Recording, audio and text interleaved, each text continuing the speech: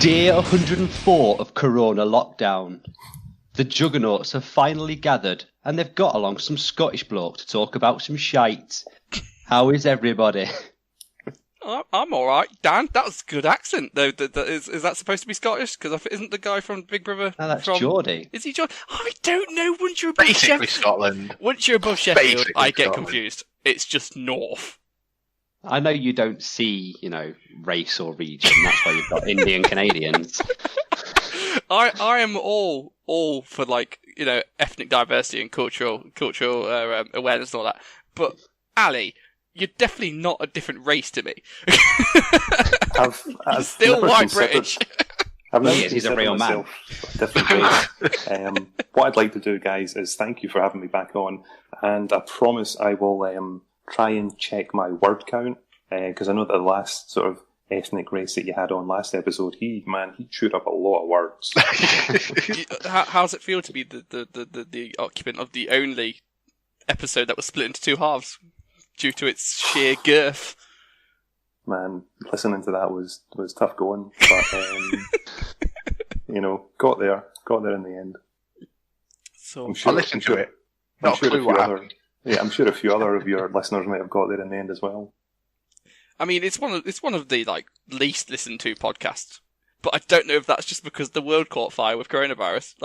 No one's commuting anymore, and that's when you listen to podcasts. So maybe people just hate you, Ali, or maybe the world's on fire.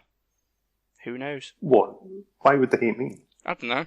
Why not? Did they know you? Yeah. I wasn't on the last episode. Didn't you have some Irish guy talking? Yeah, man. Oh, good old Dave. Everyone loves a bit of Dave. Forget about that episode. it was when it was the next day, and Spurlie was like, "Hi, yeah, Toph, I've listened to it." I fucking out. That went on a bit, didn't it? I was like, You say people aren't commuting. People are still shitting, though. Spurlie, when you can't deal with the length of the podcast, I know it's been too long, because you're our biggest fan, so... Yeah. I've even got a t-shirt. It's great. You have got a t-shirt? You paid for it. Pete, how's the inner lockdown? Reporting live from inside the COVID boundary. Everything's gone mental. Assume every apocalypse is happening, but I'm fine.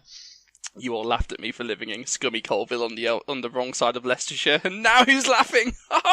When I got in contact with Toph when they announced the Leicester lockdown, and I just wanted to send Toph and you guys a nice message just to hope you're well.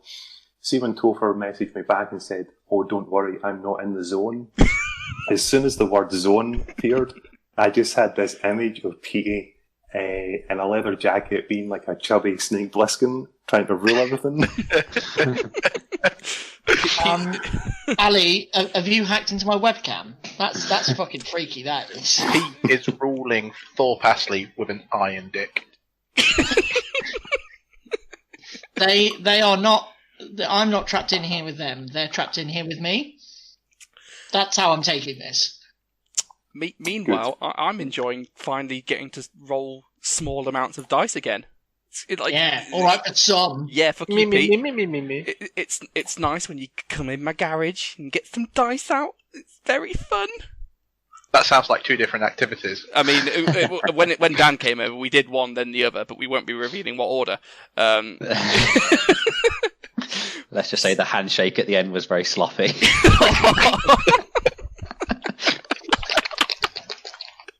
Oh, dear. I mean, not had a chance to play Bolt Action yet, because the whole dice bag thing is a little bit... It makes it a little bit more complicated than other games, so we've been playing Sigmar. Shh. But, it's all good. Anyone else been up to much, really? I've been working. Alright. Big shot with a While job. you're all sat at home, I'm commuting, going to work, Don't you picking apart your I crap. was going to say, you pick up my shit for a job. Yeah. It's literally your job. I make sure other people are picking your shit up safely. Wow. I've got images of people going out picking that up, and you just walking up going, "Just want a piece." Yes, you are. No, it's when you lift the giant Pick it up with your turd, knees, not with your back. Yeah, you need to use your knees. It's all about posture. Right, so See, listening to the first couple of minutes of you talk, you guys really haven't gotten out much, have you? No. you know what? No, no, we haven't. The You're best not allowed. news. The best news I've seen for Leicester since this local lockdown is that they're going after the sweatshops at last. Good call. Yeah, fuck those guys. Yeah, let's bring down Boohoo. Yeah, well, Did you know that Boohoo.com designed outfits for the Nazis in the war? Yep. that is a known fact. Yep. Boohoo.com and the SS have quite a history. Go and Google it. Yeah, go and Google the history. But the website back then was such a bitch to log into to place an order, wasn't it? first you had to run at least 4 hours in a massive hamster wheel to charge it up, and then you had to connect it all up. Besides a cable you had to lay as well. And the web cookies were actually written on cookies. Yeah, So when someone got hungry, your web page wouldn't load. It was awful. that's why he kept all the cookies away from the fat boys. Yeah. Right. Come on then. Still didn't stop them getting fat, did it? Let's do a Bolt Action podcast.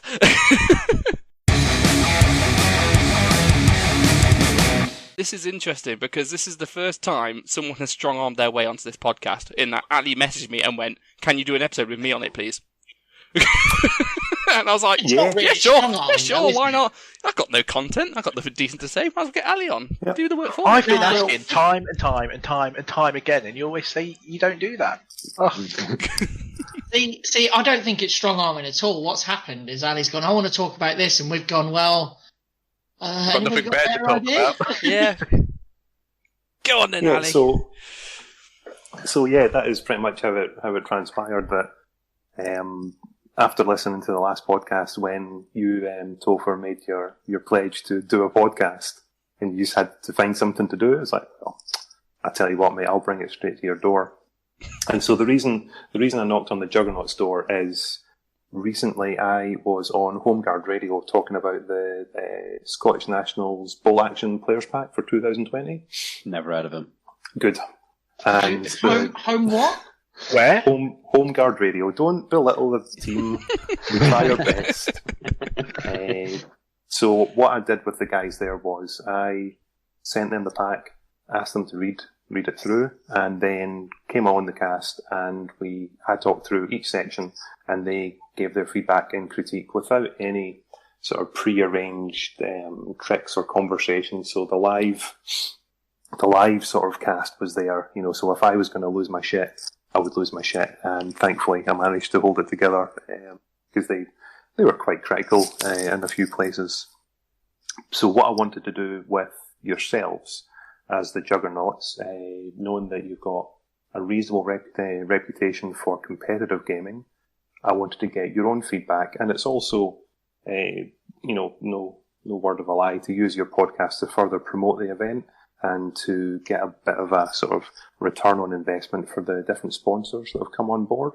And during this COVID-19 outbreak, I'm really surprised at the number of sponsors that have agreed to come on board and help me run the event. So whether or not you guys love it or hate it, we're about to find out. I've got a massive question though. What is this event? Well, have you read the players pack? You've not even told the listeners what the event is. They're aware there's an event. They're aware of your accent. What's the event? Thank you, PT, for an absolutely outstanding introduction. So the Bolt Action Scottish Nationals, it's a 2-day Bolt Action event on the 26th and the 27th of September. It's been held at Common Ground Games in Stirling, which is in Scotland, if you've just not picked that up yet. This will be the 5th running of the Scottish Nationals, and the event is going to be 5 games, 1,250 points. And I would assume that we're going to get into a little bit more detail as we go, but I might as well hit out with it now.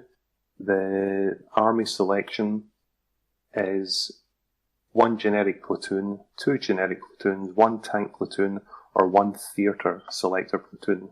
There's a dice cap of 20 order dice, and all the books for Bolt Action World War II are available to the players to select from. and that includes the special characters therein. Nice. I've got a question. Okay. Is this Why how it's going to be? Come on, let's not be as ridiculous, right? Okay. I was going to say, is this the format? It's going to be question answer. No. I mean, my main question is why Scotland got to be so goddamn far away to start with. But that's a thing. Well, I've got a serious question. Why 1250 points and not just 1,000 like every other tournament in the world?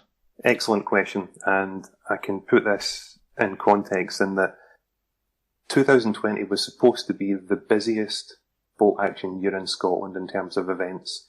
We had 7 one-day events on the calendar and 1 two-day event on the calendar, which is the Bolt Action Nationals.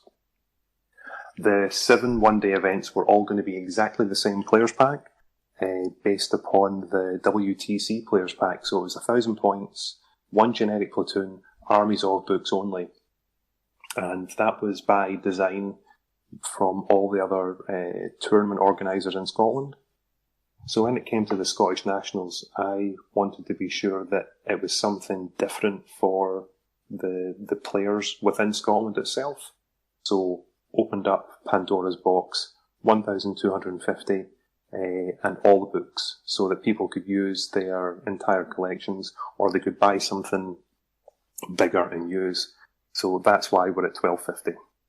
I like 1250. It's a bit different. Why not? Yeah. Why not? It's so good.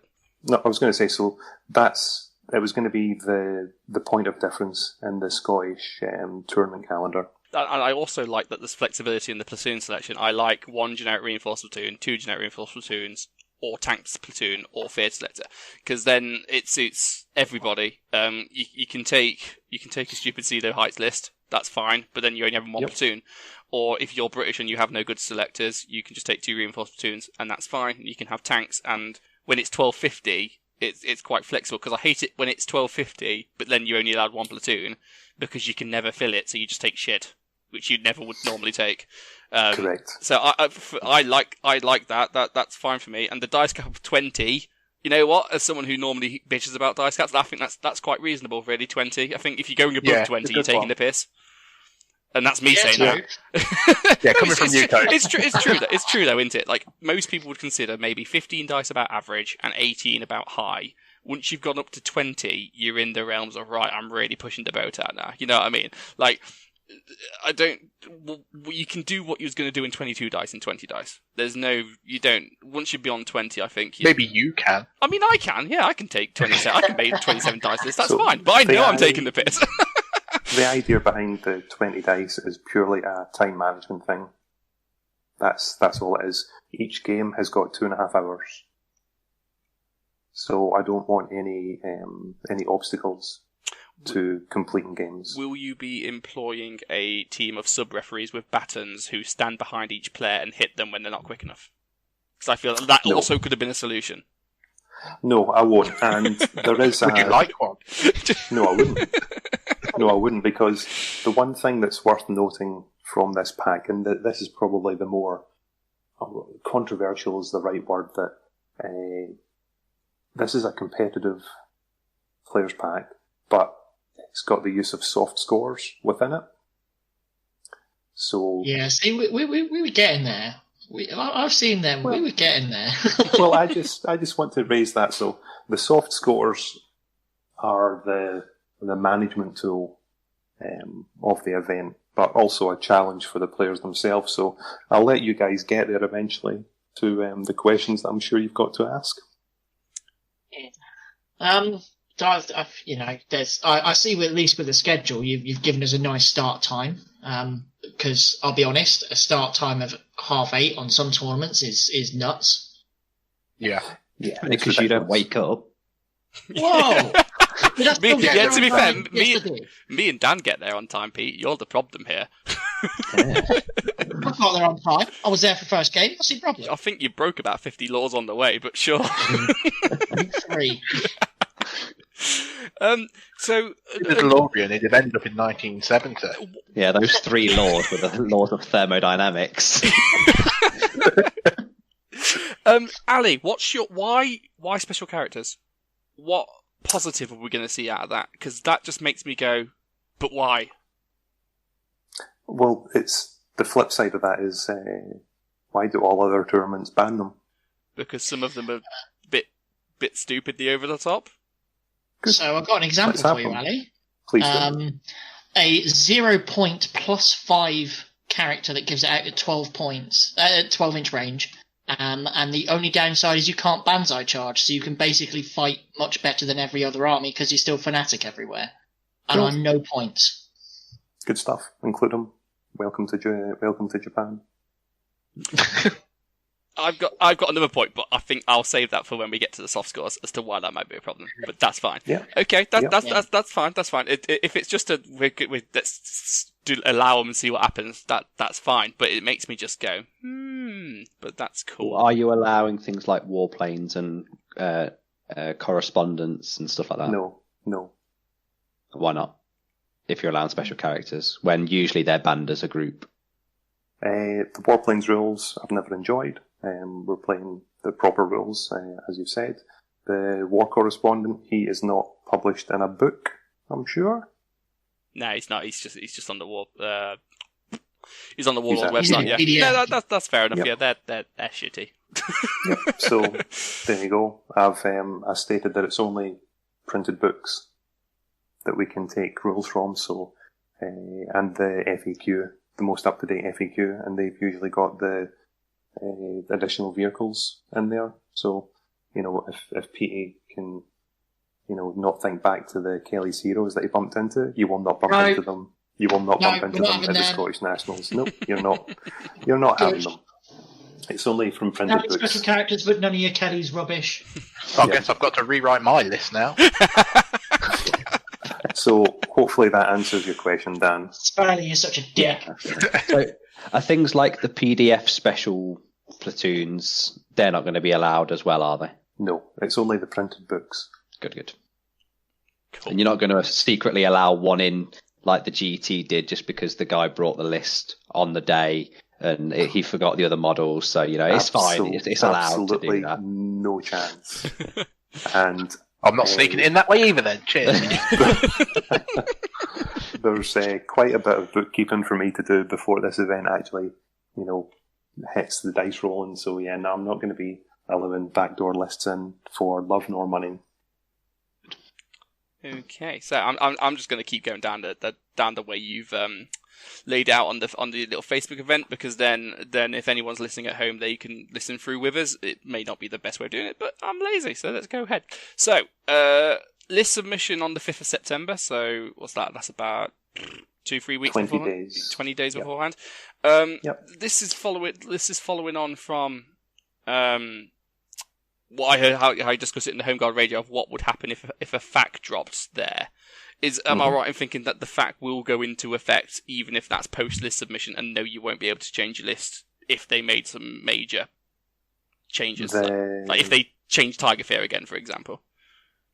Correct. If a rule changes, then it sticks. It goes. If the FAQ brings in a points change for a unit, then I'll take that on a case-by-case basis with any players that are affected, and they can change their lists accordingly. So if it makes them legal, if it makes their list legal or illegal, they'll be allowed to change it. But they'll only be allowed to change that unit. It's not a wholesale change of army list. But the best way to describe it, as I described it on Home Guard Radio, is it's a case-by-case basis. And I don't foresee there being any huge issue with that. The main goal was that, because the FAQ published as of the 21st of September, so that's 2 and a bit weeks after army list submission, I just want to be able to play the event with the most up-to-date set of rules. Cool. I guess anything weird, you're TO and you are God, so do what you want. That's essentially it. Thank you for your word is law, sir. And to be fair, I don't think the FAQs really changed that much, because they only answer questions which are already in the rulebook. So Yeah, it's not so much a fact-finding mission, is it? Then you could just take the fact and just take out every answer and just put in a page reference. back to the main rulebook, and it'd probably do the same thing. Yeah.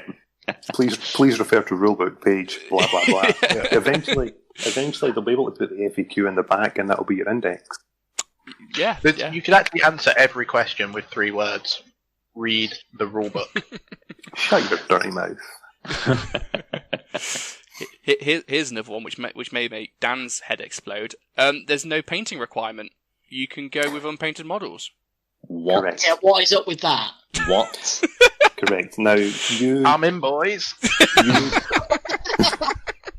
You gentlemen will know, and from previous times I've been mentioned on your own cast, that I'm big on the painting. Love a good painted model. Try to churn out the best painted stuff I can.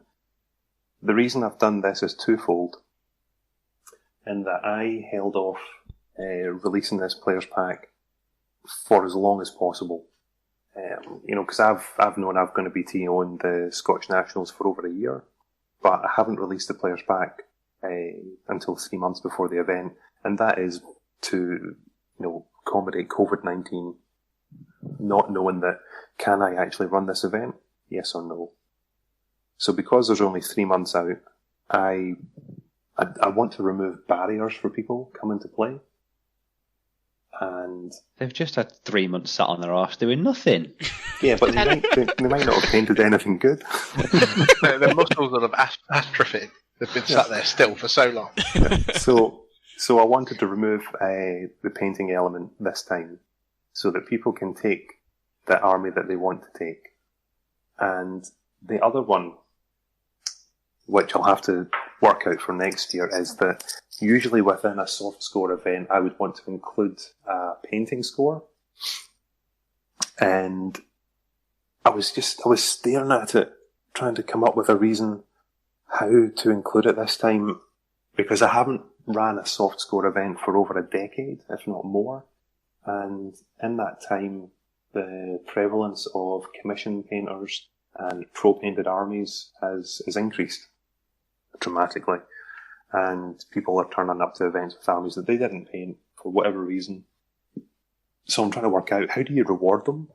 Can you reward them? Yeah, you just run it as a separate competition. That you That's just it. you just have a painting award like we do at our event. It doesn't affect the ranking of where you come in during the day, but you still go right. 5 judges, let's go have a vote. We like that one. That's it, Topher. You hit the nail on the head. That's the path I've gone down. Oh, okay. So there's no soft score for painting included in the final result. So therefore, if there's no score associated with painting, might as well drop away the other barrier of you must have a painted army to attend the event. So have at it. Well, no, because if I'm going to spend £100, travel all the way up to Scotland, get me a hotel room, go there, and have to play 5 fucking grey armies, I'm going to be livid. Now, I know in reality that's not going to happen, but I'd be fucking furious, mate. Yep, but Topher, you would instantly know that there's 5 less competition between you and the best painted army score. Well, that's the truth. But then I play an army of grey, and then they beat me, and then I beat them even, and then they give me a shitty sportsmanship score, and I'm like, well, fuck you, buddy, you didn't paint your army. Yeah, what's to stop Toph going, didn't paint it, don't like that. I'll just go and buy 50 more fucking Lancers, don't need to paint them on the day, it's fine. On that then, can you turn it with counts as models? No. So if you've got unpainted models that are just generic infantry, you can't count them as, say, Japanese. No, because the next sentence is, I'll read out the whole section. It is desired that painting should be 3-colour minimum and all models should be based as appropriate. However, as there's no painting score element, this is not mandatory. What is mandatory, though, is that models must be 28mm in scale, resemble the units they're intended to represent, and comply with the what you see is what you get principle. You cannot get away from that. It means you're not allowed Warlord models because they're 28mm heroic. And most of my tanks are 156, not 28mm, so sorry. Can I use a 148 and a 156 tank in the same army list? I don't think you can even use a 148 by that. You are all pretending to be rivet counters and failing I don't know what you mean. It's one of those rules where like you can start really like pulling it away, but you know what it means. So if you do start like pulling bits out of it, you're just being a dick. So it's our natural obligation to pull bits out of it on purpose to try and wind you up. Do. I wonder if someone's going to turn up with a full grey army and go, well, actually, it's Feldgrau. It's the right colour of Feldgrau, actually. The thing with all of these things, it depends on who it is, because if you came up with someone who's got an old grey army and you went, oh, I've only picked this up 3 months ago as a COVID project, then you're like, yeah, it's fair enough. But, like, if I played a member of the Scottish WTC team and he had grey in his army, I'd be like, you're a fucking cunt, mate. And I know you can't like... And you've not painted your models. Shots fired there. And I know you can't put that in the pack, but that's what I would expect. Going, driving up 500 miles or whatever it is to go and play here. Yeah. I'd expect established players. Proclaimers reference there. I think one of the great things about the Home Guard podcast and this podcast is that I would hope that potential players that want to come will listen to them and have all their questions answered. And I think at the moment you're trying to train an attitude into them that you're cunts, bastard, fuck you. What I will say is, as this will probably be like the first tournament since January that we've been allowed to attend, I don't really care if they're grey models or not. But next year, if there's no lockdown, take that rule out. That's the intention, Dan, yes. It's a good way to get people back into it. Yeah. Is that if I'm pretty sure I'll be running again next year, and I'll want to evolve this pack. If it's successful, I'll evolve this pack, and there will be a painting score included in the final score. That's so fine. that then will encourage players to bring their best painting. They can. To go off Dan's point, yeah, we've been so long without bolt action tournament. We wouldn't come here regardless. This could be like fucking GT levels of shit, and we'd still be like, yeah, but bolt action. So, well, I don't know. There's limits, man. There's limits. That's a total insult when you said GT levels of bolt action. Prick.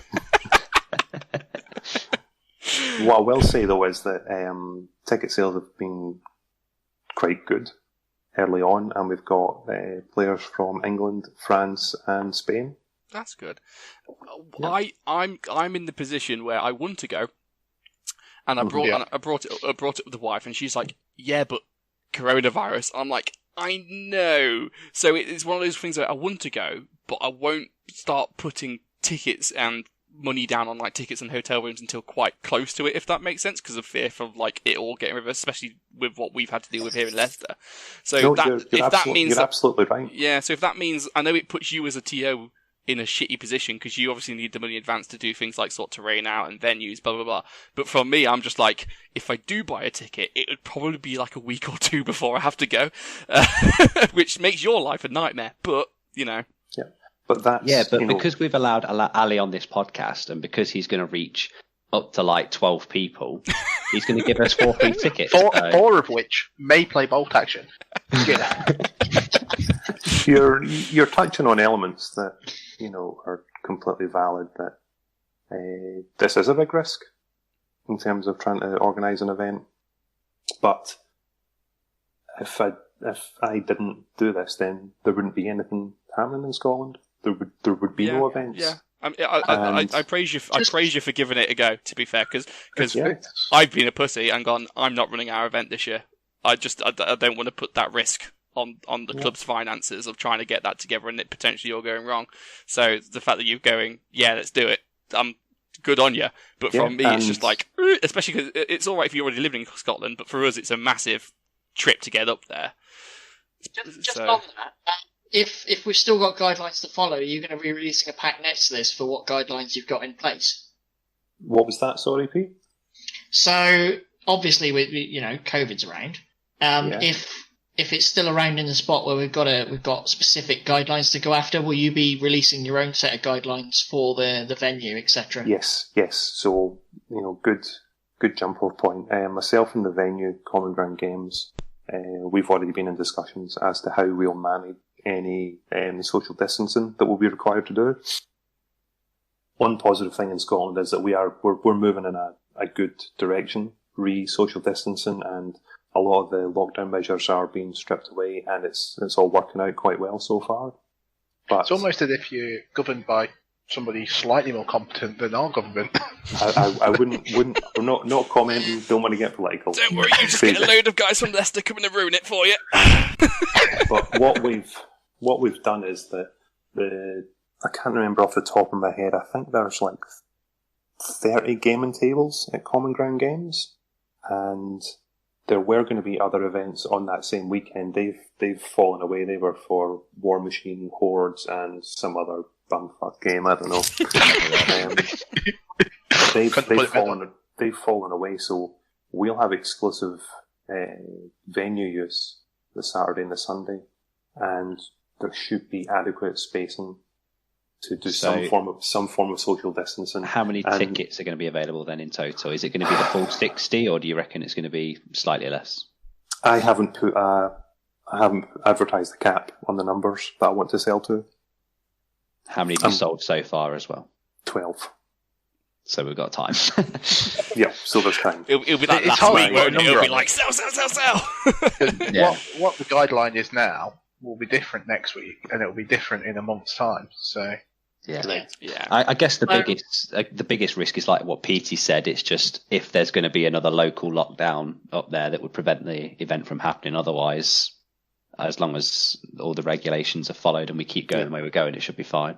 Yeah, and in the ticket selling section, I've put a bunch of criteria in there to try and give people who are buying it some sort of confidence.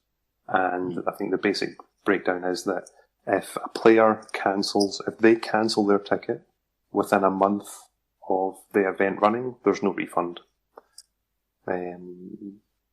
That's something I can't get around. But they can transfer their ticket to another player, and they can handle the transfer of the costs. I don't want to shuffle money around. That's not my problem.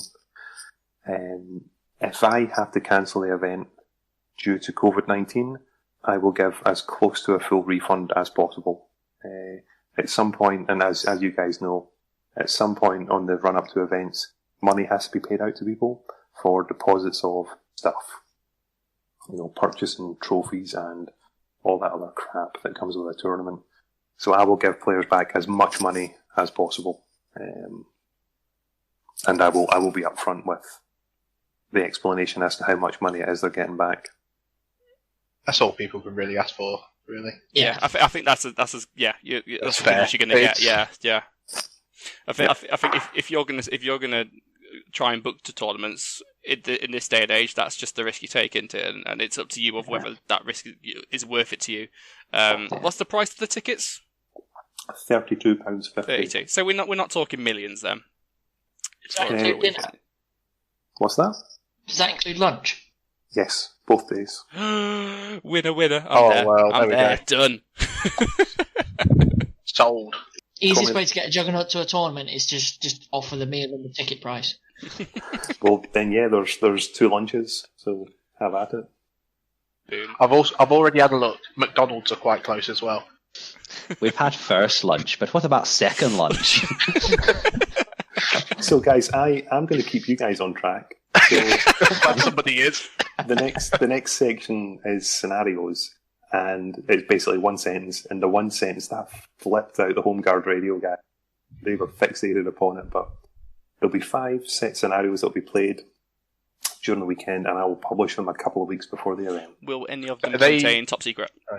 I can't comment. I will not comment on this. What about surrounded? No comment. Go for it yourself. My only thing for this, right, is fine having them a couple weeks before, but the only guarantee I'd want as a player is there's going to be some sort of kill points mission and some sort of objectives mission. Because you don't want just objectives or just kill points. I am sure there will be a balance of scenarios. I hear there's a really good mission pack from those guys called the Juggernauts. You might want to use those. Sincerely doubt that. Where are they based? I mean, as long as you're not giving the shit ones from the book. Kitty Hawk down. Well, I don't mind Kitty Hawk down as long as we've got enough. As long as players have got enough time. As long as it's when he says a few weeks, like 3 weeks, and not 1 week. You know what I mean? What you mean on the day? Yeah, like I don't mind custom missions as long as you've got enough time to read them, and I don't mind custom missions as long as they're replacing the shit missions from the book. Don't do custom missions and then make me play top secret. As long as we know what they are before we arrive, because there's nothing worse than turning up on the day and go, what mission are we doing? Rochambeau. It's like, oh, okay. No, That's the goal. Bunch of shite. Something that the Home Guard radio guys really wanted to discuss was this aspect of releasing the missions, and I think their main focus was having time to practice the missions, whereas my motivation on releasing the missions beforehand was so that if it is a mission you've not played, you have at least read it before you turn up on the day, so you have a rudimentary understanding of what's going to happen. But the one element, sorry, I was going to say, as long as you do it like a few weeks, like 3 weeks rather than one, that's fine. Like, you haven't got much time, but if you're that desperate to play a game, you can probably organise one. Well, after list submission is fine. So if list submission is the 5th, if you release the missions then on, say, the Monday afterwards, then people can't change their list to comp them to be what the missions are dictating. Correct. And the missions aren't going to introduce any new element that players won't already be accustomed to. So claiming objectives and kill points and table quarters, all that in deployment, that's all going to be standard stuff. I'm not going to... I mean, if I had the time, and when I did have the time, I was going to do a few bespoke scenarios for this, and I was going to play test them and run through them with other players in Scotland, but due to COVID-19, etc., that never happened. Therefore, I'm going to pick scenarios that have already been played through at tournaments, tested at tournaments, and use them. I ran a mission against Paul Walker maybe over a year ago in anticipation of the Nationals and using it. But I've not managed to play it much more since then. And it had to do with, objectives, parachuting in and random places. We had good fun playing it, but it needed tweaked. And it needed more time to be played, and that'll make a comeback at some point. So yeah, the plan is so that these missions will be in people's hands a couple of weeks before the event, and they can read them and they know what they're going to get. Mm-hmm. Yeah, as long as you're available to answer questions if there's anything confusing as well. Like, what did you mean when you said within? Is that wholly within or just one model partially within? Well, fuck me, I'll cross that bridge if it arrives. At least you're not doing the GT thing of they're all from the rulebook and then they were not all from the rulebook. No, there will be 5 scenarios. I will email them out to the participants and I will post them on the event page. Fantastic. And you know what? They will be played in orders 1 through 5. Oh, even better. Battle points, so winners get 400 points, losers get 100 points. Whoa. Do you know when I talk about prizes? What? Right. Oh yeah, I missed that bit. No. Because what it'll be, right, is prizes will be awarded for the following. It'll be Toph, it'll be probably Toph or Dan, it'll be... I love I'm bringing a good army this time. So, you're bringing it. Point taken. Alright, well, prizes are... No. I will say, I do like what you've done here with the best Axis and the best allies not being already in the top 3, so you don't kind of double up on certificates or prizes too much. Yeah, man, Spread the love. Spread it. Yes, that's exactly it. And I didn't want to delve into the, best British, best German, best Finnish, best Russian, best fucking blah, blah, blah. I was going to say, we've got to get back to Leicester, so... Cannot be bothered best doing that. partisan list, nobody cares. Exactly. It's sometimes when you win a prize, you don't want to win it by default, just by being the only one there. Depends how much the prize is worth. Exactly. Bag of dicks. Sometimes I'll take default. But it's so it's tournament champion, 2nd place overall, 3rd place overall, then best Axis not in the top 3, best ally not in the top 3, the best sportsman. Oh God! It's got my name written all over it. That one. Yep. What I will say is, Toph. what I will say is regarding best sportsman, you can win that prize and another prize. Yeah. So that doubles if you you imagine if Dan won the whole tournament and he goes up for his first place prize? And you're like, actually, mate, Dan, you're really friendly. And you give him the shitty sportsmanship award instead, and then give him the first place to, like, me. As long as you don't win the painting award, mate, that's fine. So we've also got best table, which is quite nice. Wooden spoon, which is expected. Player's choice. I'm assuming that's player's choice of painted. Correct. Yes. So player's choice. Tournament organiser's choice being your choice of painted, which is pretty nice. So best table. Sorry, was that? Are people bringing their own terrain? Correct. Yes. So I haven't made that entirely clear in the pack, but the closer we get, I'll be doing a call out local clubs and individual players to provide terrain for the event. I smell a food dog. And there will be a gift to the best table, and the players themselves will vote on the best table. Now, are the Scottish people impressed by massive fuck off pyramids? Yes. Excellent. We shall bring 4. Yeah. The problem with the best pyramid table, and the food dog. I'm trying to make the same table. I'm trying to make a point. Shut up. It's the Cambridge problem, isn't it? Where everyone brought terrain, which meant it was kind of all over the place in terms of like how balanced it was for the tournament, if that makes sense. Because you'd have some where it was laid out really dodgily, and there was some where there was so much of it that you couldn't see anything. Is there any kind of... You have the one with a massive cannon in the middle of it. Yeah, is there going to be any influence from you on how it's going to actually be like laid out? There will be influence. There will be influence from myself. So it would just be me bringing up my massive pyramid, plonk it in the middle of the board and going, fuck it, that'll do, walking off, and then that's it. What, I suppose what we have in Scotland is, I won't be the first event in Scotland to do a terrain call out. And there's a good expectation as to what should be on a gaming table for a bolt action event. Good understanding of what we often find is that if there's a couple of people coming from a particular gaming club, then they'll bring their club terrain, because if they win a club prize, that then feeds back into their club, makes it better, increases their resources for the future. So that's what will happen. If there are tables, as you've commented, if there are tables that are just completely, out of whack, then I'll have influence on them, either by adding or removing terrain pieces. Good. That's fine. That's my worries. Fixed then. No team award though. Come on, man. No. Come on. That's what we're here for. About teams. Yeah, but you just take some guys. You can put a shitty club name. Put you and your mate in. Add the 2 top scores. We're going. On. So it'd be pointless having the award, wouldn't it? Spend it down before we get there. Promises. So terrain, just one more. Are you going to at least stop people bringing that silly teddy bear fur that you can't actually put your models down over because they fall over all the time? No, I'm not. Dear anybody going, don't bring the teddy bear fur, Matt, you nutcase. Function over fashion. Yeah, is that best table award vote? Sorry, is that voted by, when you say best table? Is there any criteria? Is that whatever we invent as attendees?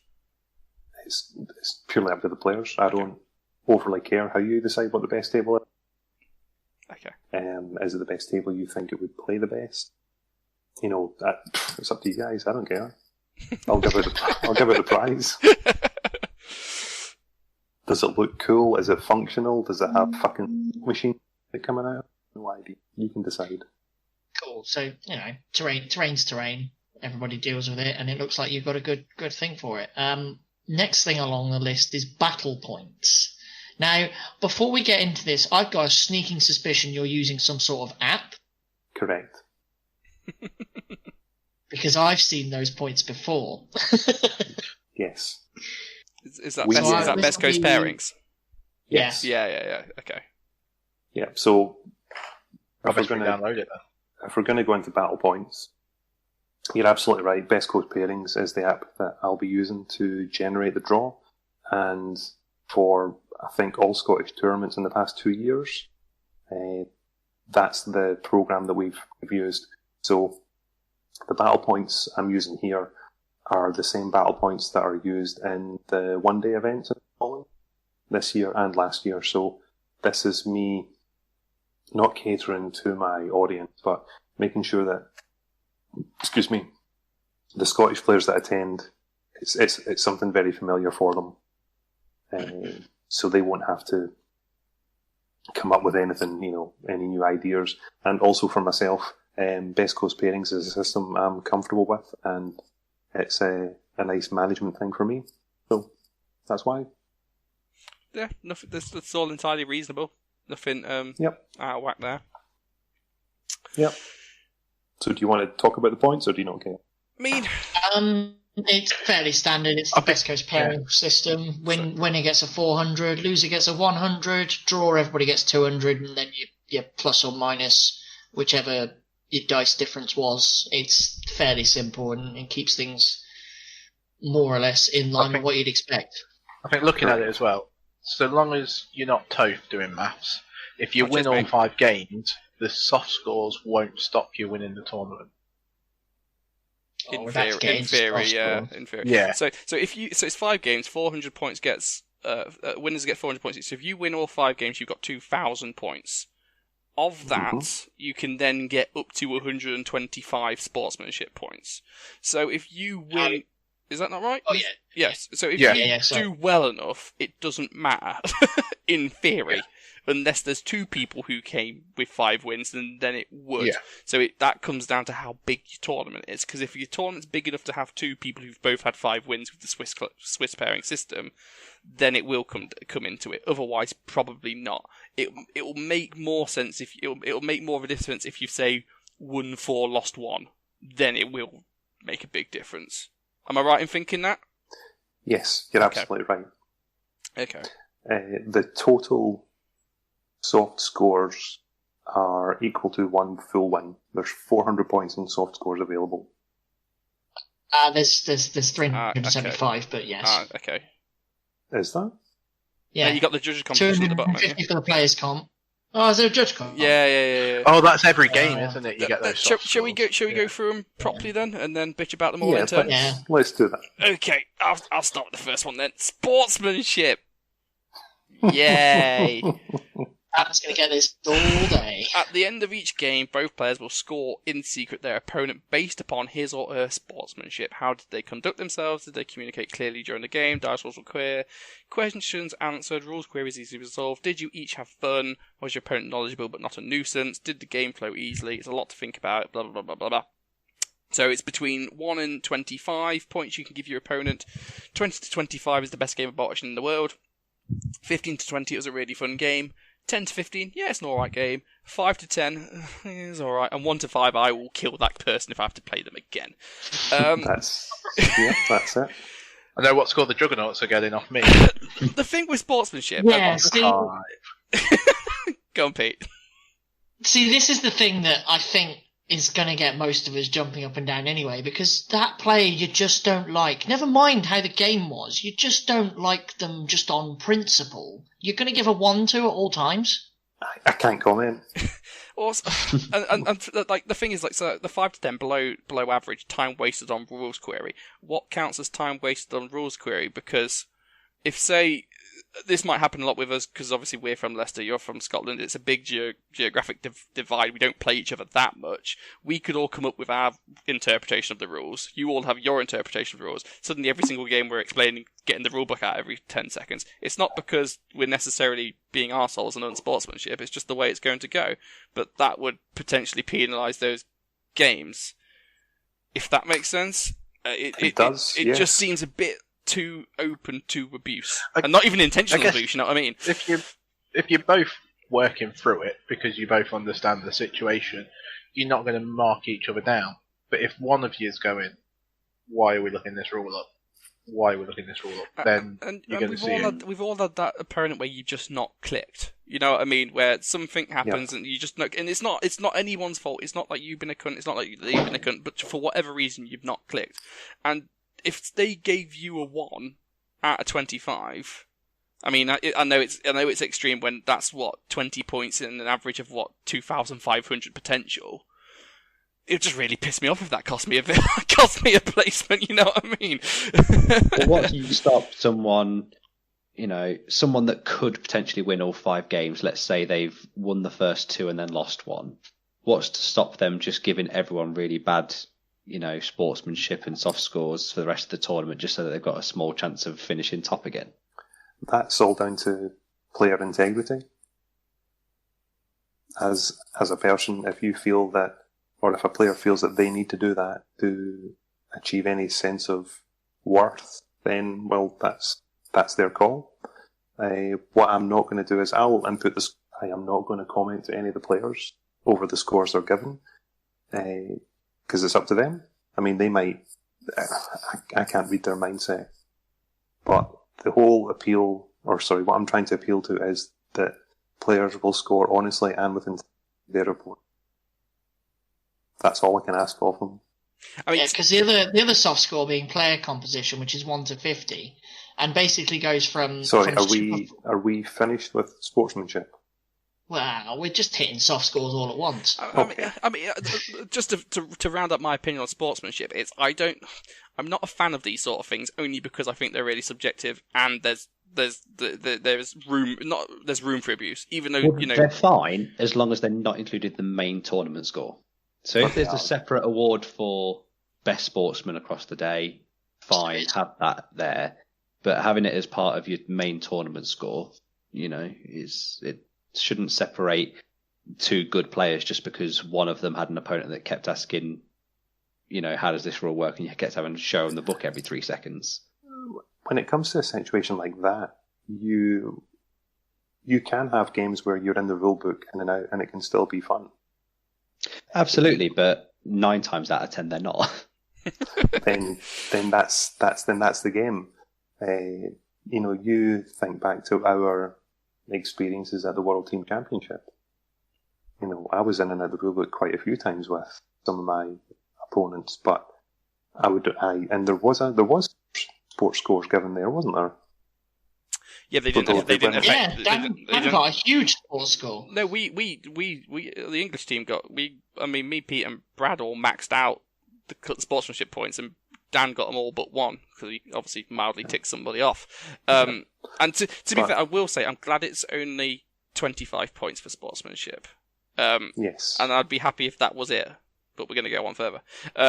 Because 25 alone's not enough to swing a game, but I think when you start to add them all together, it is, if that makes sense.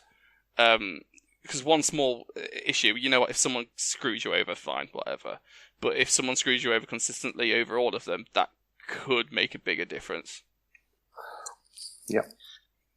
But if you're comfortable... Yeah. Sorry, on you go. I was just in a way that it takes agency away from you as the TO to control the ebb and flow of where the points are going. And as one TO to another, aren't you uncomfortable with that? No. Because personally, I would hate the idea that one person can tank another person's score just because they get upset about something. Yeah, to think of it from at least our perspective, if we were running soft scores at a tournament, we would have somebody sat next to me double checking that the soft scores aren't being maliciously changed. Well, if I'm playing Toph Game 4, he's definitely getting a 1. I'd like to address what Pete said. I specifically would make sure that when we're getting them in, we're not seeing, they've lost and given a 1 all the time. Because obviously if they're lost, they're going to be, it's going to affect what they're doing. But if they're always giving 1s for losses, I'd then have to go and have a word with the player going, you might have lost, but did you enjoy the game? Okay, sorry, I misheard what you were saying there. Yeah. If there's also the flip side of that, Pete, that the 2 terms I know of from the past there's buddy boosting and sniping. When you play your buddy and they beat you and you just give them full marks just because they're your friend, that's just as bad as sniping when you lose or sniping when you win. They're both just as bad as each other. The majority of the soft score idea is that players act with integrity. And if they feel that to gain some sort of achievement they have to, or buddy boost, that's them. And I guess there's one overarching sentence or sort of ideal behind this pack is that if a player reads this pack and they're afraid of it, as in if they turn up and they're afraid that bad things might happen to them, they've probably got the wrong mindset. Okay, so let's take that kind of comment there and move into players' composition. Sure. Because this is where, at least from my perspective, I would have people, at least not just mine, but I think Toast and Dance as well. If they'd look at our list and go, ugh, don't like that one. Yeah, the sportsmanship piece, take it or leave it. I'm not a fan, but it's fine, whatever. The problem with the players' composition is, one, it's way more subjective, even more than did you have a good game or not. Also, it's worth twice the points, and a lot. So just to go down, so basically, you players are rating the opponent's list. They're rating their army list and the units that comprise it. Was the list built and tool to do nothing but winning? Was there a theme? Did they min-max to get the best out of their respective nation? Repetition of similar powerful units. So 40 to 50 points is army is super fluffy and sacrifices winning in the name of theme and fun. 30 to 40 is 1 or 2 tooled up units and a couple of units doubled up but nothing to be scared about. 20 or 30, an average list with a balance of tooled units. 10 to 20, so min-maxing, visible, and repetition of tooled units. And 1 to 10 is the worst case for spamming min-maxing I have ever encountered. And my first argument to there is, what counts as a tooled unit? That's down to player interpretation. But so if you look at a unit that you can take, say, you see, this is one aspect I really didn't want to talk about in terms of specific to bolt action. Not because I'm afraid I don't want to put my ideas into people's head when it comes to scoring like this. I mean, the main point I'm getting at is it is totally subjective. Like, we all know, like, say if there's on the Bot Facebook group, that every week you've got at least one person going, "Oh mate, MMG teams are great, you're just using them wrong," and you'll have another person going, "Oh mate, MMGs are broken," and they just I wouldn't know. It's barely got banned. But like, and especially in a tournament where, because it's a competitive tournament, like, people are going to go and win, but this kind of looks like it's going to punish people for winning, especially if people, God heavens, won in a way that they don't like. Now, I'm not saying we're all going to turn up with WTC levels of lists. I just want to go and roll some dice. I've not played Bosch since March, for fuck's sake. But all it takes is for someone to get caught out by a unit they don't necessarily know, and then that's their entire army tanked. You know what I mean? Like, I could bring a really fluffy Soviet list, bring a single unit of bodyguard flamethrower engineers. The other person's never seen it before. Goes, what, I only kill them on 6s? Fuck you, that's a broken, spammy, stupid unit. 1 out of 10. Like, well, I could bring a defensive Karelia Finns list and bring 1 Calcapaccio squad. Yeah, Pete could get slammed just because he's got Japanese and people don't like him. Yeah, I could bring 2 bamboo units in a fairly background heavy Okinawa list and still get slammed because there's 2 bamboo units. And on the other side of that, you can have super fluffy lists that are tooled up to the max. Like my Stalingrad list, which you played at the GT a few years ago, Ali, is known for being a fucking horrendous cheese list, and I'm not going to sit here and try and tell you it's not. But in terms of fluffy, it is fluffy as shit, because I took the units that were at Stalingrad. I didn't put any Panzerfaust in. So all that's going to be is it's a cheese rater. It's a how cheesy do I reckon my opponent's list is? Or it's how badly did he beat me?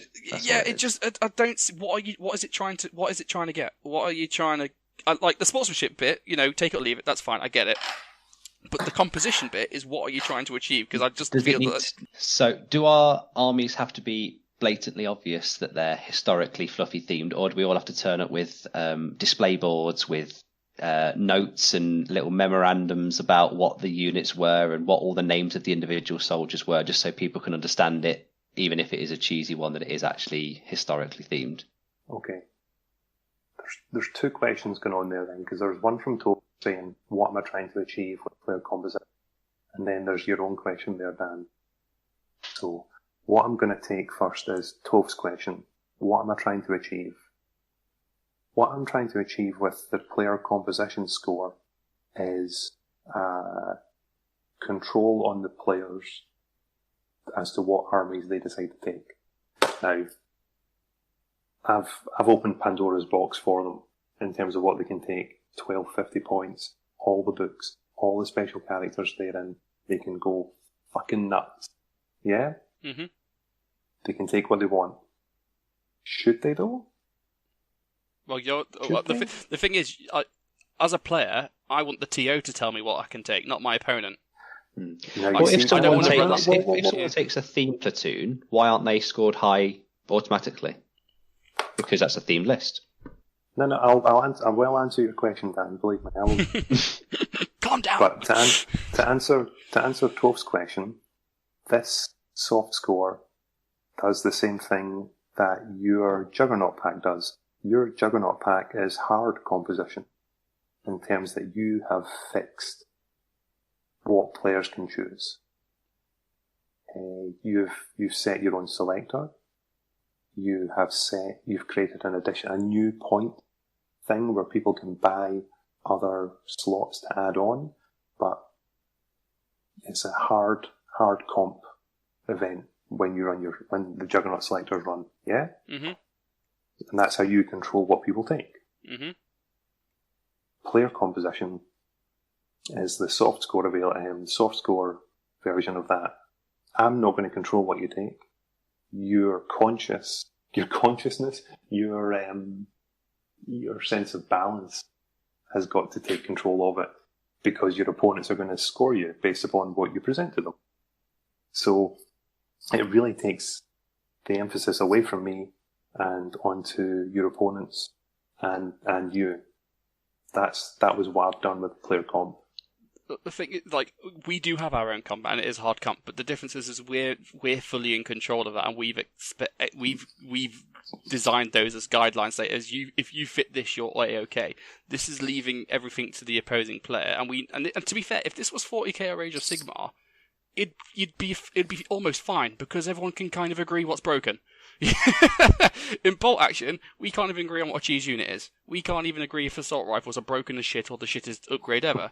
So, like, I could take what I think is a fluff unit and still get hammered because I took some assault rifles, and and the fact that that's 50 points, which is double sportsmanship, that's kind of the problem I have. Now, if the points were reversed and it was 25 for composition and 50 for sportsmanship, that's fine, but because they're double points for composition, there's more focus on your list than just not being a dick, and I think that's the wrong way round. It's not bad enough that it's going to stop me going. Fuck me and Spurlie are already talking about chucking the money in the bank. That's fine. But here's my review. You've got it. I guess, Topher, what I've done though is I've answered your question. You have. You just might not like it. So I'm going to go on to Dan's question now. Sit down, Topher. Shut up. So Dan, your question focused around how do you present a fluffy list? Yeah, how do you make it obvious to your opponent so he doesn't just lose the game and score you a 0 automatically? Because for me, I'm not a Rivet counter. I don't know if someone's list is historically themed unless they've said, unless it's one that's blatantly obvious for me, because I'm not massive on my history. No, and that's fair enough. And you know what? How players deliver that fluffiness is purely up to them. And I'm not going to talk specifically about bolt action here because I don't want people guide I'm expecting. I am going to talk about Warhammer 40. And if people want to present a fluffy list, a display board is going to be helpful. A presentation of some sort of little document briefly describing, your Iron Warriors fucking clan thing did X, Y, and Z, and that's why I've got a big gun. And you can present your army list on that. What you will also have to think about, though, is that your fluffy themed list can also be tool to the max, because theme and fluff is a great camouflage for fucking horror. And the best example I've got was, and I'll tie it back to sportsmanship as well, but I'm in the 4th edition of 40k around 2006.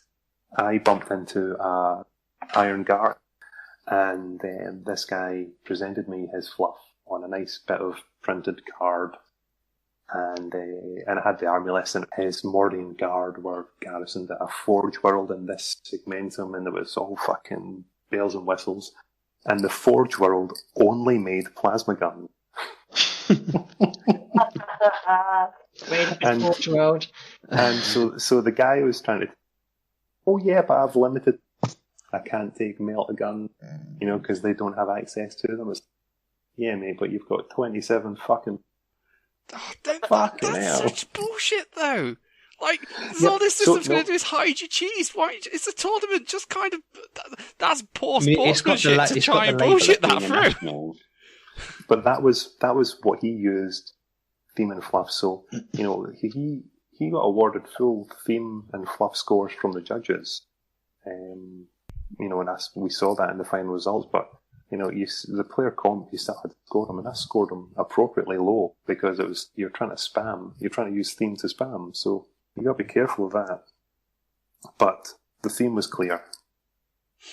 So all I'm hearing is that I can't really bring my Lancers. Because if I bring Why my not? Polish, they'll get knocked down for spamming. Even if I go and do all the research and bring up all the correct thing for the Lancer regiments, you'll still be like, yeah, but you only did it, Toph, because you wanted to bring 60 Lancers. And they might be right, but The other thing though that players have got to realise, and I hope they do, is you can bump into a really hard, but you can still give a really high sports score, because that game I spoke about with the 27 plasma guns, what a prick. I still scored him high for sports. It was a good, enjoyable game. In the same vein that, a thinly veiled theme, I bumped into another guy. He had salamanders allied with Sisters of Battle. And at the time, the salamanders army were all flamer, and this guy had presented this fluff that, yeah, my salamanders are, matched with my Sisters of Battle, and I'm like, yeah, but what, so you can reroll all your to wound hits with all your Sisters flamers? Oh, no, it's not like that. But yeah. And I looked down at the army, I'm like, yeah, but mate, what? It's like, you're the basing on the Sisters and the Salamanders different. This is, he's like, oh, maybe. I'm going to tap out to give Spurlie and Pete a chance to go, because I've made my point. All I'll say, Ali, is you've just presented arguments against your own thing, so that's fine. I feel like they have, yeah, because you've just pointed out the ways it doesn't work, because people's opinions on what's decent are going to change. It's not objective. But anyway, I've said my point. No, fair enough. And the amount of times you're going to get people just decide, I don't like that unit, mark it down. I don't like that unit, mark it down. Like, going back to the special character I mentioned earlier in the pod, the 0.1, they might look at, if I took that, they might look at that and go, oh, no, don't like that, and down it goes. Leaving it purely subjective, you're basically asking the players to judge themselves, and let's be honest, we all try and be better, but there's times where we're just arseholes. Like, I see Dan, Calcapaccio, fuck you, Dan, you're not winning shit. I guess I'll just have to be a really nice boy throughout the whole tournament. You don't need to be nice, Dan. You just need to convince the other person you're being nice. You just need to disguise your cheese. You don't need to be nice, you just need to not be a cunt. You need to come up with the most horrendous bullshit that other people don't realise is bullshit, and then you'll be fine. The greatest trick the devil ever played was convincing the world he didn't exist. Yeah, and to be honest, I'm not too fussed about putting an army together for this, because for at least the first 2 years on the tournament scene, I used a generic reinforced platoon of Japanese. It wasn't anything special, but I knew how to use it. But I'm seeing some of the lists about that. Some of them are super fluffy. Some of them are just trying to get Maori Gurkha paratroopers. The one thing I would say is that, I'm glad that this is a difficult podcast for me. I'm glad you guys are asking some tough questions. Will there be feedback and a feedback slip at the end where we can score the TOs? Don't know. Depends if Aldous TOing is super fluffy and sacrifices TOing in the name of theme and fun. Well, when it comes to yourself, you can. So on the back end of this soft score, the one soft score I completely agree with, like no problem, is the judges' composition. I don't mind those at all, because that's 3 guys deciding this is the score, done. Yeah. And they're all judges. None of them are playing. It's never going to affect them. Yeah, that's fine. Like, one way or another, it'll be fair because it'll be the one person's opinion. So even if their opinion's wrong, at least they're wrong consistently. There's nothing at that point to influence their decision. No, just taking a pounding or whatever. You should almost make people rate the list before they play it. So they don't just go, it's just because you beat me and I fucking ate those lances because they managed to get that charge, you prick. You know what I mean? I see where you're coming from. Yeah, when it comes to the judges' composition, there's, 3 judges, including myself, and they're all going to be from different... Actually, do you want to know who the judges are? Yeah! I'm going to guess at yourself. We'll have that exclusive. And some Russian. You are wrong. Is it that wanker Paul Walker? No, nothing to do with Paul Walker. He's a terrible judge. Is one of them going to be... I'm going to think, friends, you say international, so one's going to be probably Australian. Yeah, is Brad going to be one of them? Brad Moran, yes. Yeah, from Warlord Games. Well, that's my score gone down, then! Who's the US one? I didn't go for... So I actually went Danish captain Bo Morrison. Oh, that's fine. Bo's fine. Hey, my score just went back up again. There we go. That's fine. It bounces out. Yeah. It's an average total. Yeah, it'll be all right for you. Bo and Brad, you can expect your care packages in the mail within the next week. So the idea there is there's 3 scores and they are average based because there'll be regional differences, on what lists are bad or indifferent. And it's just so that we do have some into the soft scores. And for myself, even though I'm not going to be comment players themselves, it'll give me a bit of a guide as to how the other player composition scores look when they come in. Fair enough. Wow. Soft scores, Yeah. That was fun. I mean, It was always going to be fun. It's a point of contention with most events that, they can introduce a soft score, but then you can kind of game the soft score, and then it really just changes goalposts, and we're always jumping after soft score, going, why? I mean, And then subjective element. Yeah, none of this is bad enough to stop us coming. So, you've asked for our opinion and we've gave it. It's probably not as bad as we're making out, to be fair. It's just it's a bit of a trigger point for us. No, I agree, and I really appreciate your honesty and openness about that. And I hope your listeners, they'll, for those that have read the pack, they'll see the pitfalls and perils. I mean, Sorry, please. I was going to say, well, to be fair, we're an extreme end of the spectrum, and I know a lot of our listeners are on the extreme end of the spectrum, so the probably vast majority of your players won't give a shit. They'll just turn up, roll some dice, and have fun. It's only twats like me, Dan, Pete, and Spurlie who will be like, and it's just for the vast majority, it'll be fun. Don't roll me up into this. You're one of us now, Spurlie. Well, You've got the this t-shirt. happening Fuck off. on the Facebook page? No, it's not. I'm lovely off Facebook. Leave me out of it. To be fair, look, you banned Kelly's Heroes. You're already 5 out of 5 for me. Oh, I forgot you guys do your scoring. Oh. Yeah. We're gonna have a competitor now for the WTC last year, aren't we?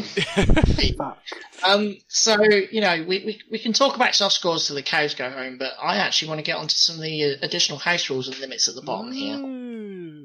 Oh yes, please. I'm ready for this. So my favourite, the best thing you've done since banning Kelly's Heroes, multiple sources of national characteristics. You get one. Deal with it. Yeah. What about my Maori Gurkha paratroopers? You can still do that. You can still do that. You just can't get that with your free FAO.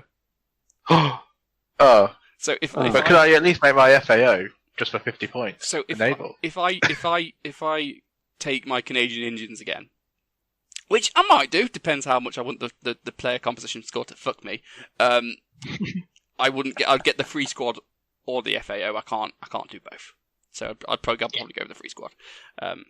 That's fair. No complaints from me on that. That's fine. I think we all think that's how it should have been written. Yeah. We know it's a good thing anyway, because it's the first thing we put in our pack anyway. Yeah. Yep. And then secondly, British again, the Naval Observer upgrade can only be used in theatre selectors taken from the D-Day campaign book, and not in any form of generic/tank platoon. Thank you. We're fucking anti-fun? Still only cost 50 Are you points. anti-fun? Is it still a 50-point upgrade for the free one, though? Yes, afraid so.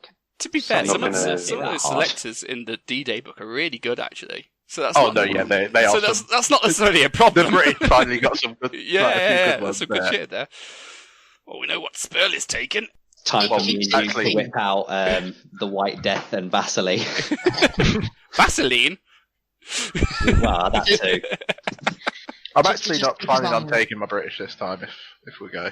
Oh, What? okay. Just to keep us on track though, the nice thing about that is you've kept it to theme, because the amount, seeing Maori Gurkha paratroops, for example, and then a naval observer, you just think, well, what's the bloody point, That's Correct. right. Next one though, Stalingrad selector book is not allowed. Any sphere there is an entire campaign book dedicated to this now. Go and use it. I love the sark in that. That's great. I know. I know. Any theatre selected from the Stalingrad book used will not have access to Panzerfaust upgrades. No. That makes sense. Yeah. That's Yeah. fine. I mean, there's plenty of really decent, over the top, stupidly broken Soviet theatre selectors in the book. And if you couldn't, Yeah. you just double up on double platoon anyway. So Exactly. see lots more CeeLo hypes, boys. Stock up on your anti-tank. Just saying. Hashtag.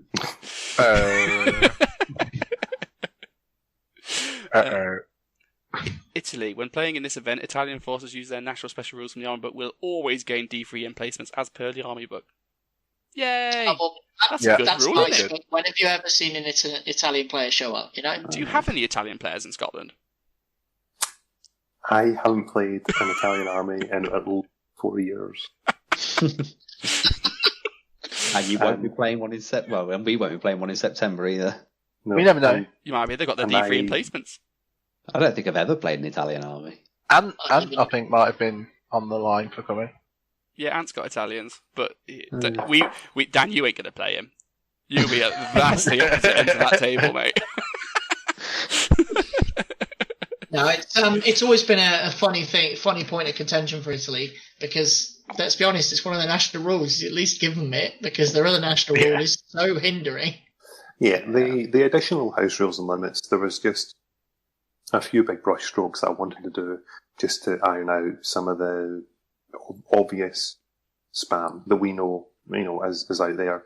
The British Indian thing, the naval observer, just to get rid of that as a spectre, that you don't want to fight. You don't want to face it. You don't, because I've taken it, I've been there, I've been that. So no, and I didn't want to have to see it happen. So. But we will still see 1 million machine gun shots out of 5 Stuarts, which is okay, whatever. Yeah, but they'd have to go on Wikipedia, Pete, and write a little story about how there were once the 5 little Stuarts that could, and how they went and defeated every Japanese bunker, and that's how it's totally legit that they have 5 Stuarts and 4 flamethrowers, and we just have to go, yep, that's fluff. No, I'm gonna take 5 Stuarts and just go. These were all spray painted in the same factory in Detroit before shipping over. By one redneck called Hickory.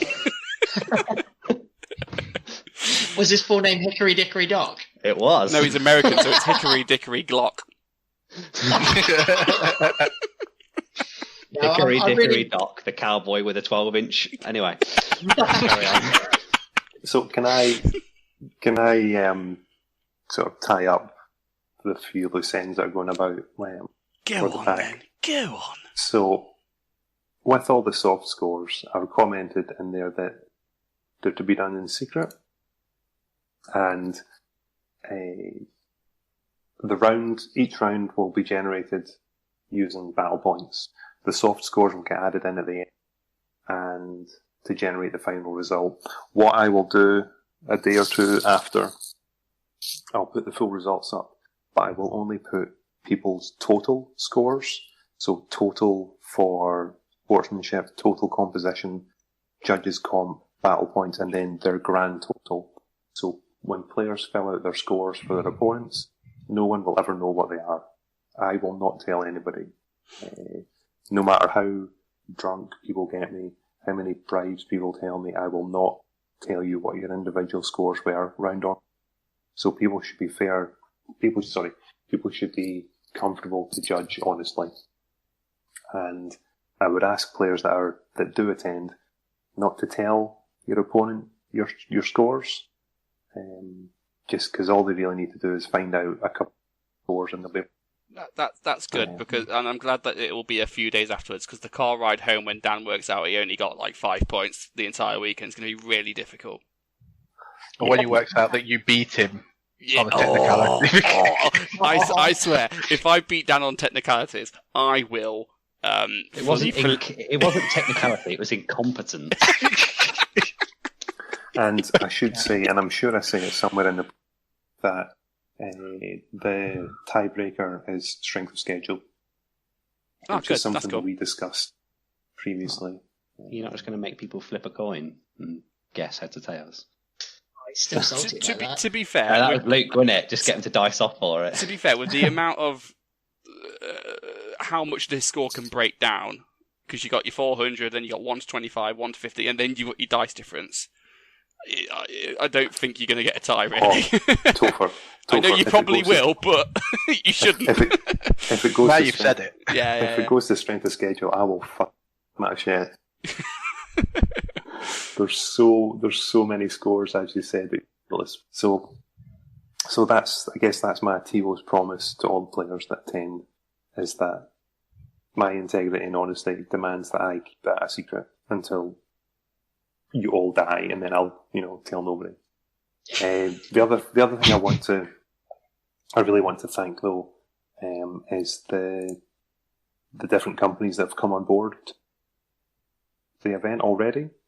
And if you're comfortable, I'd like to go through them in, alphabetical order, just because that's how I've got them saved on my spreadsheet. Go on. Just one more thing, and I'm completely stealing from Spurlie's rap sheet. One thing we probably didn't cover, and the reason we haven't been playing Bolt Action despite being able to, for those outside of the COVID bubble in Leicester, order dice. Yeah. Dice bag. Yeah. If restrictions are still in, you can't put both hands in there. I will cross that bridge if it comes to it, mate. Cool. You're absolutely right, but I guess that's one of those barriers that I'll have to cross when I arrive at it, but I've got to proceed in the. Yeah, it makes sense. I just thought I'd bring it up because Spurlie's got it in his rap sheet and I'm nicking it. You're right. Surgical and look, gloves. one solution is that only one player draws the dice, and afterwards those order dice are sprayed or disinfected in some manner. That's just hand gel on every table and a little bowl to wash all the dice in before the game, and then you got to worry about it. I really hope we don't have to do that, but yeah, I know. We'll get there. But sponsors, if you're still just put signs up telling everybody to wash their hands, the filthy animals. Have you met Wargamers? They're called Detty Pigs. Guys, I'm going to forward you on with my sponsors. Do it, go, just go for it. So far, Any Scale Models, thank you very much. Dice of War from Australia, good time. Thank you very much. Die Waffenkammer, thank you very much. Nice. A massive thank you to Feldherr carry cases from Germany. They've really come through for me. They've product already to my house, ready to go, figure cases and stuff. So feldherr.com, go visit it. Thank you very much. GameMat EU, thank you very much. Love your work. Here 46, thank you very much. Coed Designs, they do dice back out of Sweden. Thank you very much. Cromlech out of Poland, they do stuff. Thank you very much. Micro art stuff. Micro art design. Thank you very much. Mig Paints by the Amo Mig Jimenez range. I just got a whole bunch of books from them today. They're sponsoring us. Thank you very much. Paul's Modelling Workshop. Thank you very much. Rubicon Models. Good stuff. Stosie's Heroes. They're a good staple of the Bolt Action environment. Yeah, Thank you very much. Yep. War Bases. Thank you very much. And thankfully, Warlord Games themselves are sponsoring the event. It's always good news. Always good news, yep. and a company called Alien Labs. Thank you very much. Not in alphabetical order. There's definitely some good companies in there. A lot of recognisable names and a lot which aren't recognisable, which is always fun because you get to discover what they do. What they do when you get something in your goodie bag. And I've seen that Warlords ago, and we should hire a van and all go together. Save the pennies. I'm alright. So I think it's really good that there's so many different people willing to sponsor this with the situation that we are in. Yeah, because they could just have gone, I'm not bothering. Let's wait until everything's finished and start again next year. Yeah. Yeah, that's why I wanted to give them all a shout out. Well, a lot of those sponsors you've mentioned, Ali, are ones that we've had sponsoring our tournaments before, so we know how good they are. So we'll echo a lot of the sentiments there for how good those sponsors are. No, and it's as you guys have, as Spurlie indicated, that during this current environment, it would be so easy for them to say no, and rightly so. But for the ones that have said yes, forever thankful. Gonna make this worthwhile. And I know I've mentioned them already, but to come on board, and their prize support has been fantastic. Can't wait to put some of their big figure cases down for you guys to pick up as prizes. Along with some how of are the they smaller being stuff. distributed? Is it raffle, or is it everyone gets one? Prize table. Prize table. Prize table. Yeah. There'll be a few set prizes for sportsmanship, best painted, and the like. But first, second, third, fourth, fifth, sixth, seventh, eighth, you come up and you take your thing. A best painted going to win a paint set? No. Thank goodness. No, they're going to win. The best painted will win a voucher for Ali's painting store. That's what it'll be. To be fair, best painted winning paintbrushes have been good for him. Hey, I could do with some new brushes. Hey-o. Listen, mate, you better be hopeful. You better be hopeful that there's a what do you call them, a Gumby army, not because if there's an odd number, I don't want to have to play, but I will. You'd love it, Red. You're all TO saying, "Oh, I don't want to play," and they all secretly want to play. They don't want the stress, but they want to play. Yeah, absolutely. But that's my sponsors so far, guys. Still got a lot of outstanding emails to hear back from. If they choose to hear back at all, which is fine. And thank you very much for letting me talk about my event. Hopefully, you guys do get to come. We definitely want to, and I apologise for slagging off the event that you're trying to advertise here. No, you've not slagged it off, mate. You've challenged the event, and you should be more worried if he was nice about it. Exactly. Yeah, you should. Wait, what are you talking about, man? I'm lovely. I'm a delight. Because what I wanted is I want people's honesty, and when the guys from Home Guard Radio spoke to me, they were challenging as well. They had their little bugbears and gripes, but they had their positivity. And you guys have been exactly the same, and any player in the community that's thinking needs to hear. But the thing is that what they've heard from yourselves is that you go. At least one of the guys from Home Guard Radio. It's what? Just buy a fucking ticket and come. Yes. Hand on heart, we will be trying to come because if the Universal Line suggests, because as you say right at the start, you guys from up north have come down to so much of like our tournaments, not like hours and hours, but as in like our locals.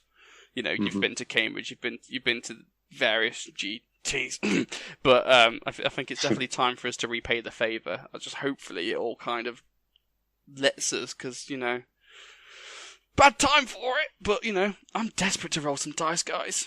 Every other tournament's cancelled. We just need one. Yeah. Fingers crossed. Right, are you gonna stick around to do some hobby blobby, Ali? If we're all finished with that. I am not. Cool. Right. In which case, let's go on to hobby blobby. And Ali, thank you for coming on. And cheers, guys. We'll hopefully, fingers crossed, be seeing you in September Beautiful. Hands Really down, appreciate it, guys. Fingers crossed, we'll be trying. But if we can't, don't blame us. Blame stupid people. No problem. I live in a city full of stupid people. So Yes, you do. All right, gents, I'm going to drop off there, but thanks again, and I'll see you guys on the internet. Okay. See you Cool. later. See ya. All right, stay safe. Bye. Thanks, Ali. Bye. Hello, everybody. It's Mr. Blubby's Hobby Lobby. Was that it? Was that That the was it. whole thing? Well- I could have done better than that. It's just speaking in a weird voice, a bit of blubbery. See, it's not cool. You're getting a bit close to the edge there, Toph. I All I'm going to say is I'm really glad there's no statues of Mr. Blobby in this country because they're currently being torn down because he's the wrong colour. So, well, yeah, it'd be grey instead of pink and yellow. exactly. Polka dot lives matter. Exactly. Polka dot lives matter. So, Mr. Blobby's Hobby Lobby, we didn't set each other any tasks last month because we I wasn't. mean, we did, but we weren't really going to be strict on them because that's what we're going to do, you know. Are we going full back into strict mode now? Especially now Spurlie's on, we can Oh, punish you. no. Yeah. Suppose, Well, Right. let Pete read Well, out what we pledged, and then we can decide whether we want to be strict or not. So, Toph pledged a new podcast episode. I mean, technically, it's not currently finished. It wasn't before this episode, so Technically, it's not finished, but by the time the listener does listen to it, it will be finished. So I'll leave that to you guys, how you want to judge me. On the technicality, you failed. Fuck you. that's an incompetence of a pledge, that is. Or for not inventing time travel. Exactly. Wow. Loser. You had one job, Toph. Oh, right. Dan had 3 Japanese trucks to do. Yeah. Smashed it. Oh. I did 3 trucks, a Kuragani, a Ho-Ro, and a flamethrower dude that I converted from the German kneeling flamethrower. Ah. And I had a 10-man squad to do because I'm adventurous as always, which I didn't actually do the 10-man squad. I base sprayed my entire army and then decided to paint a model for Age of Sigmar. So, yeah, that went wrong. What was Spurlie's pledge the last time he was on? Last time I was on, I pledged to do 20 Gerbesjager, painted, based. Done, mate. You have done You that. did. I've seen pictures. Yeah, that's fine. That's you're 1 for 1 so It's far. amazing what you can get done in 6 months, Spell. Oh, I tell you what, it Your is speed 6 is months. astonishing, mate. Oh, tell you what, this lockdown, I have had so much time to just still be at work. It's been amazing. Yeah, and I think that's not I'm working from home, sure, but turning off from work is hard work, man. We've replaced one host that painted 20 models a year with another. No, because if I've Hey, done 20 in 6 be months, nice. I'll be up to 40 a year. At least Sheffy's looked good.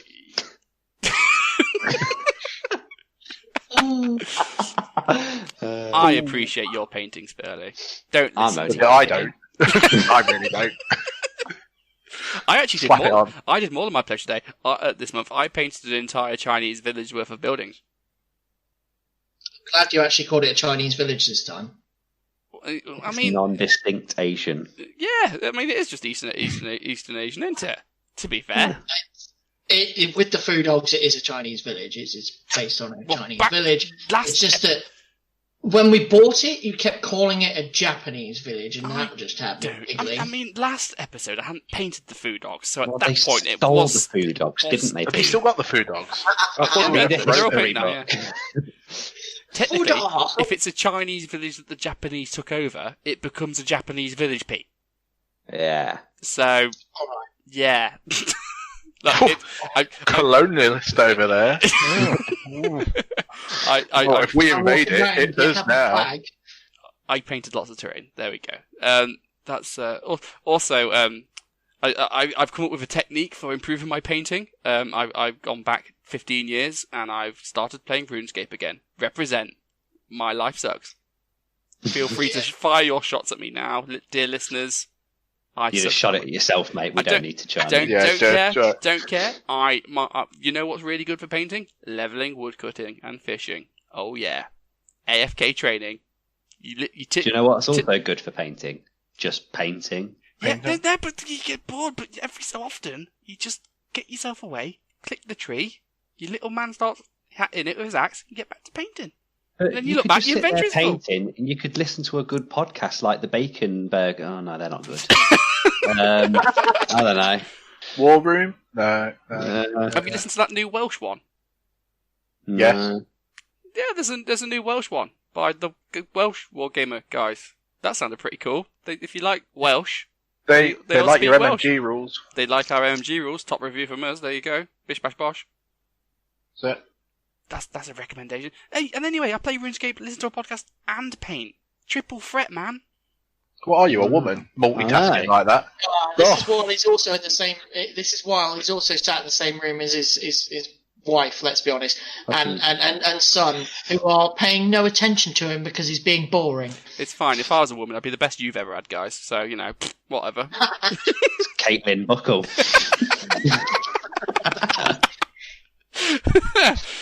Mate, if you were a woman, yeah, it would be like throwing a sausage down the hallway. Dan's made that joke Oh, on it this is, podcast mate. like about a year ago. So, Yeah. yeah, we've had Might that one. even listen to a Spurlie. Fucking hell. Well, don't, I'll Can't just, just repeat old material and claim it's yours. why not? That's what I do at My work. Okay, so pledges for next month. Are we going back on full on? I feel like we might, now that kind of tournaments are kind of semi-opening up again, we might start having stuff to talk We'll be about gaming soon, I think. So Yeah. it's about right. Let's go back into We it will, then, Pete pledge-wise. But screw you! I will get out of this. If I have to move, I will. You probably live the closest to The thing the is, church. You'd be the one who can't go. both Pete and Luke are locked in Leicester. Luke breaks the rules all the time, and the most shit he gets is just us slagging him off on WhatsApp. So if Pete broke a rule to I don't know, roll dice in someone's garden, if we went around Luke's house and rolled dice, I don't think we'd be as harsh as say we were to Luke for going to Skeggy. So not recommending You just breaking don't know quarantine, that. just saying it happens. I'm Peter in the do it boat once and where get caught. I'm in the boat where I've not broken a single goddamn rule and I'm stuck because some idiot decided the A46 and M1 was just a nice circle. Well, Pete's so locked down at the minute, he's had to turn off his Grindr account. That's how bad it's got. it's just bad economics. You're paying for something you're not using, mate. You know what I mean? And let's be honest, for 26 hours I went without the internet because my internet company screwed up. Oh my god, I need that. What did you do with your life? I don't know. You have to get the magazines back out from under the bed. Oh no, that's what I did. I painted a Age of Sigmar character. You hear that? I've got that to do. Next time Pete's got a tournament, we need to cut the internet wire outside his house, and he'll paint his army inside. Well, no, because what'll happen is Pete, you got a bolt action tournament. All right, cut the internet off. Oh, paint some Age of Sigmar. You know? Yeah. Next time, you'll just see me outside in an anorak with some wire cutters. Fucking paint your shit. Snip, snip.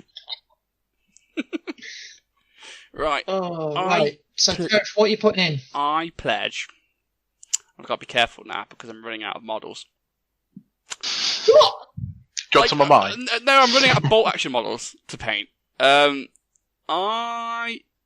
will paint a medium howitzer for my poles, which is fine, but I've got to go and purchase a medium howitzer for my poles. So we'll see how that happens. But that's my aim. I'm gonna paint a medium howitzer for my poles.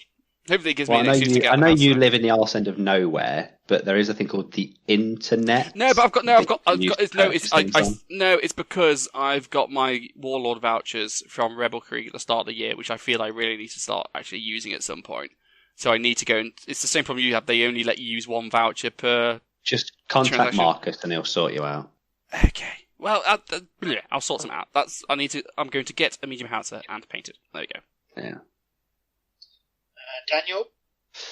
Yeah, so on top of my pledge, I've also built 30 infantry and a Kaishin Hoto, which are built and base layered. So my pledge is to get them all washed and get all the layers on so that they're finished. So 30 infantry and a tank. And then that should be my Japanese army finished then, pretty much, apart from the display board. Are you literally just base colouring and washing them and then done? No, I've already base coloured Not them. Toph painted. All of the base colours are on. I've got to wash them all, layer them back up, do all the highlights and stuff, then do all the bases with the resin and the plants and everything, and then they'll be done. So Nice. quite a lot. Just a little bit to do, eh? It's almost like you're not working, mate. Tell me about it. I got a newborn though, so I've still got stuff to do every day. You know, if you need stuff to do, mate, you can play RuneScape. I'm not that bored. He's not a 14-year-old anymore. You know what's going I to happen? haven't hit my head against a brick It's gonna wall all happen. day. I'm either going to get a torrent of abuse from our listeners, which is fine, or I'll get like one person go, "Can I join your clan, please?" And I'll be like, "I don't have a clan. Shall we form a clan?" And we'll be like, "Yay!" The Juggernaut RuneScape clan. Juggernaut RuneScape clan. Don't. I'm really shit. So I'm gonna make this an intervention now. You're having a midlife crisis at your age. It's an early life crisis, yeah. I'm sure. No, You to It cheat could on still that. be midlife. We don't know when he's going to die yet. Wow. Wow. That's especially hurtful with me being in hospital earlier this year. Cheers, mate. I'm just Have your playing happy for the facts, you know. Love you too. You can't You've set a call precedent for us. You say you can't call the hurtful. hospital when it was for your happy sack and you voluntarily did it. You say hurtful. Spurlie says. You said hurtful. Spurlie meant hopeful. Wow. Love Practical. you too, guys. Speaking about Spurlie and his meme culture, what are you going to paint, Spells? Right, so for the next time I'm on the show, I'll get You another should 10. pledge to get unbanned from Facebook. I don't think would it that'll help if Let's we not just go made, there. would it help if we just made you a full-time member of this cast, and then you get to do it every month? I'd get loads done. I probably would. I've got 10 Gerbishjäger, 2 flamethrowers, 2 snipers, 4 riflemen, and 2 officers. There you go. You're going to be on next episode, so Boom. you get done in a month. Done. There we go. Yeah. That's encouragement. Boom. Will do. I've got my mojo back at the moment, so Yeah, I know. Stuff's getting done. I get it. Oh yeah. Stuff's getting done. Well, I suppose I'll have to actually paint 20 dudes because I missed the 10 before. Shocking, isn't it? I once did a pledge of I will just do the pledge I was supposed to do last month, so I feel like that's fair. they're the best. They're the best. No, sorts, because he's right, doing actually. additional. Pledges. Yeah. Yeah, it's better. He'll I come only on done next more. month and just say, I got 4 Celestar Ballista painted. Already done those, mate. Yeah, you know. Yeah, bearing in mind with the new 40k coming out in 2 weeks, we might all be a bit distracted from painting, so we'll see. Well, no, we won't be distracted from Says painting. you. We'll be distracted from bolt action painting. No. Says you guys, I'm picking up the Necrons. That's like a 5-minute job. I know. Spray it silver, dip it in Agrax, done. And you whinge at me for contrast. Fuck that. It's not a contrast called Necron compound or whatever. Well, it's Necron compound, but it's not a Necron contrast. Screw you. And Yeah. I'm assuming the answer to this is going to be no, because it probably would be a no from me. If anyone wants us to talk about the new 40k, then let us know. But currently, I don't care. Most definitely not. So yeah. No, Well, we, you know. we don't really care. No. I care. I'm quite excited for the new edition. Wait until you play it, mate. If you want to talk about 40k, set up your own Juggernaut 40k podcast. Yeah, I mean, I'm doing that. With blackjack and hookers. Yeah, mate, we could turn actually, this I'm into- interested in that. We could have That sounds more good now. Juggernaut podcasts. We'll have Juggernaut Empire of different podcasts covering different games everywhere. There you go. As long as someone else wants to do all the work, because I can't be asked. Boom. Right. Any closing thoughts before we fuck off? Stay safe. Wash your hands, you dirty pigs, and let's follow some guidelines, shall we? Let's not just be a second or third coming investor. I just want to say the mailbox is piling up. I'm sorry we've not done a What the Fact recently, but we've been a bit distracted. So next episode we'll do a big bag. I promise. Because I know there's some emails I've been sat there waiting for months. I still haven't replied yet because I'm a bad person. So sorry, but don't.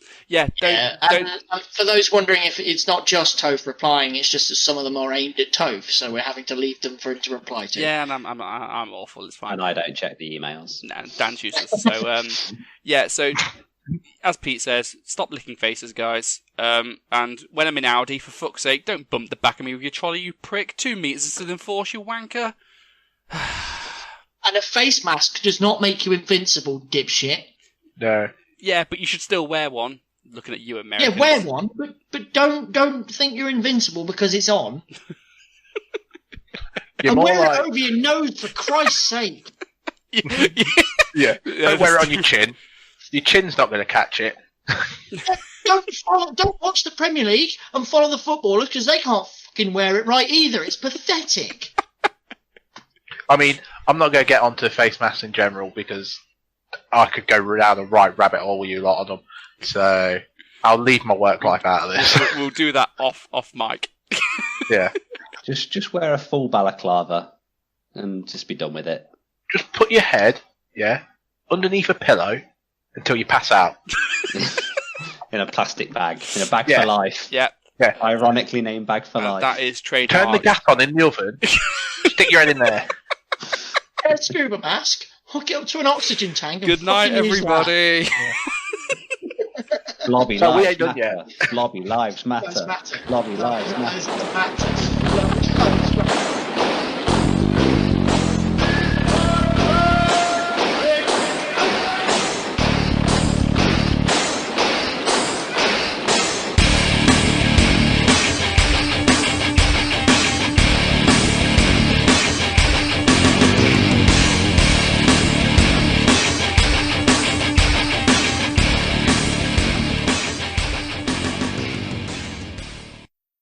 It was. No, he's American, so it's Hickory Dickory Glock.